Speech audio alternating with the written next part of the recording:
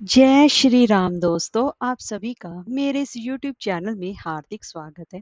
दोस्तों, मंगलवार का दिन भगवान श्री हनुमान जी को समर्पित है। इस दिन हनुमान जी की विधिवत पूजा करने से जीवन के सभी कष्टों से मुक्ति मिलती है और अपार सफलता की प्राप्ति होती है।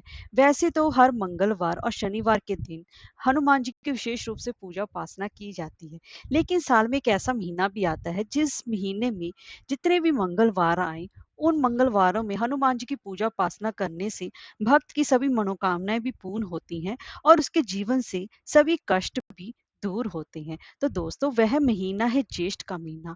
जो ज्येष्ठ का जो प्रत्येक मंगलवार है, जो हर मंगलवार है, उस दिन हनुमान जी की पूजा करना बेहद ही शुभ फलदायी माना जाता है। उस मास में, जिसे कि ज्येष्ठ के महीने में, इसे बूढ़ा मंगल या फिर जेठ मंगल के नाम से भी जाना जाता है। आप सभी को पता है कि 24 मई से ज्येष्ठ माह की शुरुआत हो चुकी है। ज्येष्ठ का अर्थ होता है बूढ़ा, यानी कि बड़ा।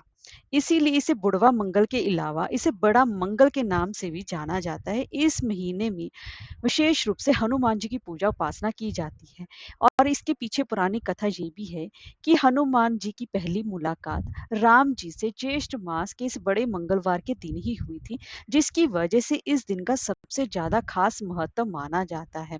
और दोस्तों, इसी के साथ साथ एक और पुरानी कथा भी इसमें शामिल की गई है कि एक बार भीम को अपनी शक्तियों पर बहुत ही ज्यादा घमंड हो गया था और इसी कारण भीम को अपने बल और शक्ति के उनके अभिमान को तोड़ने के लिए राम भक्त हनुमान जी ने बूढ़े वानर के रूप में भीम को सबक सिखाने के लिए ये रूप धारण किया था।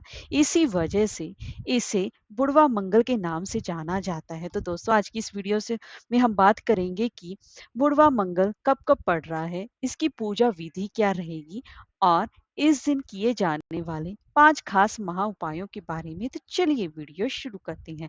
अगर आपको हमारी वीडियो अच्छी लगी हो तो लाइक, शेयर और सब्सक्राइब करना ना भूलें और कमेंट बॉक्स में जय श्री राम अवश्य लिखिए। तो चलिए वीडियो शुरू करते हैं। दोस्तों, जैसे कि आप सभी को पता है कि ज्येष्ठ का महीना प्रारंभ हो चुका है और ज्येष्ठ का महीना हनुमान जी को समर्पित होता है, क्योंकि इस महीने में पहली बार ही हनुमान जी राम जी से मिले थे। इसीलिए इसे बुढ़वा मंगल के नाम से जाना जाता है। ज्येष्ठ के महीने में 4 बार मंगलवार मनाया जाएगा। पहला मंगलवार जो कि 28 मई को मनाया जा रहा है और उसके बाद 4 जून को, तीसरा 11 जून को और चौथा और आखिरी बड़ा मंगल 18 जून को मनाया जा रहा है। और इस पहले मंगलवार के दिन ही हनुमान जी की विशेष रूप से पूजा उपासना की जाती है। तो अब जान लेते हैं कि पूजा विधि क्या रहेगी। 28 मई को सुबह, मंगलवार को सुबह सूर्योदय से पूर्व उठकर आपको स्नान करना चाहिए और बाद में आपको साफ सुथरे वस्त्र धारण करके व्रत और पूजा का संकल्प लेना चाहिए। घर की पूर्व दिशा में आप चाहे तो एक लकड़ी के चौकी के ऊपर लाल रंग का कपड़ा बिछाकर हनुमान जी की प्रतिमा, जिसके चित्र को स्थापित करें।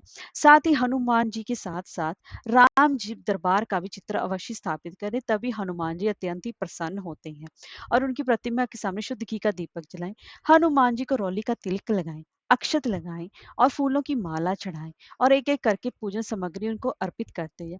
हनुमान जी को भी तुलसी दल बेहद ही प्रिय है। आप जो भी लड्डुओं को उनको भोग लगाएंगी, उनमें आप तुलसी दल अवश्य डालें और उनको मीठे पान का भोग अवश्य लगाएं। लेकिन एक बात का विशेष रूप से ध्यान रखें, आज के दिन, मंगलवार के दिन, हनुमान जी को चोला चढ़ाने का बहुत ही ज़्यादा स उनको उत्तम माना जाता है। लेकिन औरतें इस बात का विशेष रूप से ध्यान रखें कि हनुमान जी को वह सिर्फ प्रणाम कर सकती हैं, उनका स्पर्श नहीं कर सकती। चोला सिर्फ पुरुष ही चढ़ा सकते हैं, स्त्रियों को इसकी मनाही मानी जाती है, क्योंकि वो ब्रह्मचारी हैं इसीलिए। अब हनुमान जी के मंत्रों का जाप करें और हनुमान जी इस पूजा से प्रसन्न होते हैं, भक्तों की हर इच्छा पूर्ण करते हैं। औरतें हनुमान जी का व्रत रख सकती हैं, उनकी पूजा उपासना हाथ जोड़कर ही कर सकती हैं। लेकिन जो उनको चोला चढ़ाने का नियम है और वह सिर्फ पुरुष ही करेंगे। तो अब जान लेते हैं कि इस मंगलवार पर आपको हनुमान जी के हनुमान जी के निमित्त आपके जीवन में जो परेशानियां चल रही हैं, उसके कष्टों के निवारण के लिए कौन से हमें खास महाउपाय करने चाहिए, क्योंकि हनुमान जी को संकट मोचन भी कहा जाता है और यह जीवन के हर संकटों को दूर करते हैं। और बुढ़वा मंगलवार तो अति उत्तम माना जाता है। इस दौरान की गई पूजा से हनुमान जी अत्यंत ही प्रसन्न होते हैं और इन 4 मंगलवारों में आपको खास कर राम जी की भी पूजा उपासना अवश्य ही करनी चाहिए। आपको सुंदरकांड का पाठ करना चाहिए, आपको रामचरितमानस का पाठ करना चाहिए और अगर आपके जीवन में बहुत ज़्यादा परेशानी चल रही है, तो आपको बजरंग बाण का भी पाठ खास अवस्था में अवश्य ही कर सकती हैं। अब जान लेती हैं कि इस दिन हमें कौन से खास 5 महा उपाय करने चाहिए। अगर आप नौकरी में प्रमोशन चाहती हैं, आप चाहते हैं कि आपकी तरक्की हो, तो आपको इस बुधवार मंगलवार के दिन आपको पास ही के अपने घर के किसी हनुमान मंदिर में जाना चाहिए और वहाँ पर जो हनुमान जी पर सिंदूर चढ़ाया होता है, उसमें से आपको पंडित जी से कहकर थोड़ा-सा सिंदूर ले लेना चाहिए। उस सिंदूर को लेकर आपको माता सीता के आपको चरणों में लगाना चाहिए। ऐसा करने से आपके जीवन में तरक्की के योग बनते हैं, नौकरी में प्रमोशन और वेतन वृद्धि भी होती है। अब जान लेती हैं दूसरा उपाय।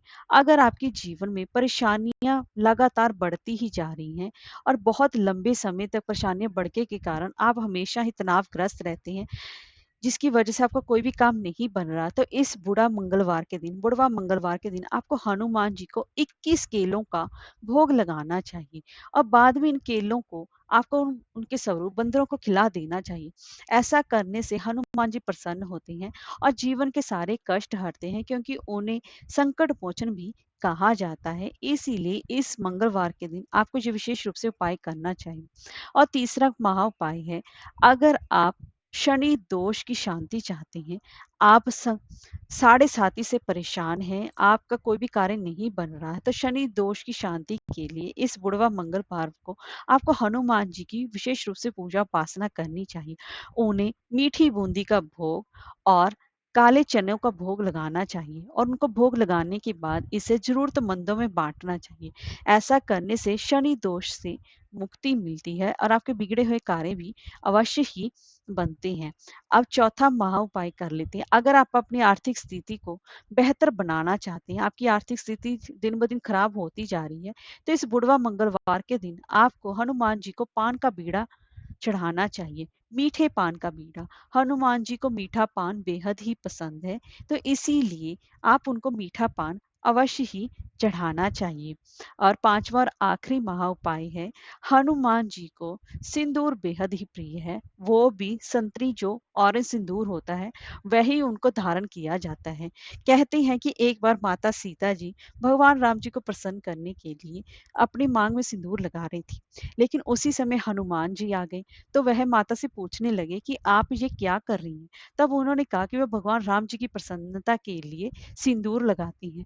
तो वह इतने ज़्यादा इस बात से आश्चर्यचकित हुए कि उन्होंने अपने पूरे शरीर पर ही वह सिंदूर लगा लिया, जिससे कि वो राम जी की प्रीति प्राप्त कर सके। इसी दिन से ही राम जी ने उनको आशीर्वाद दिया कि जो भी भक्त तुम्हें सिंदूर अर्पित करेगा, तो हनुमान जी के साथ-साथ राम जी की भी कृपा उस भक्त पर बनी रहेगी। इसीलिए आपको इस दिन चोला अवश्य ही चढ़ाना चाहिए। इससे हनुमान जी बेहद ही प्रसन्न होते हैं और साथ ही साथ राम जी का आशीर्वाद भी बना रहता है। और कल से आपको इस बुढ़वा मंगलवार से आपको बूढ़ा मंगलवार की व्रत कथा भी आपको मेरे इस चैनल पर सुनने को मिलेगी। जय श्री राम, जय हनुमान जी।